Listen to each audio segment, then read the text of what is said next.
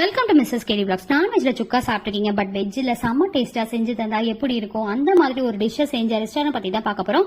எல்லாம் நம்புற மாதிரி அங்க இருக்குது.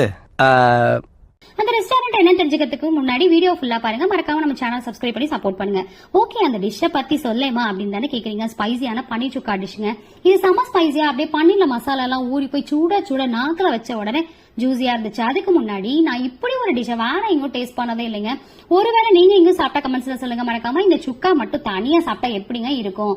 அவங்க கூடவே ஒரு வெஜ் சூப்பை சைட்ல வச்சுக்கிட்டு ஒரு வாய்க்கு சூப்பும் ஒரு வாய்க்கு சுக்காவும் சாப்பிட்டா அடாடே அப்படி ஒரு பிரமாதமான காம்பினேஷன்ல இருந்தாங்க ரெண்டு பேரும். பச்சக் பச்சக்குன்னு சாப்பிட்டா அதே ஸ்டொமக் ஃபுல் ஆயிடுச்சு.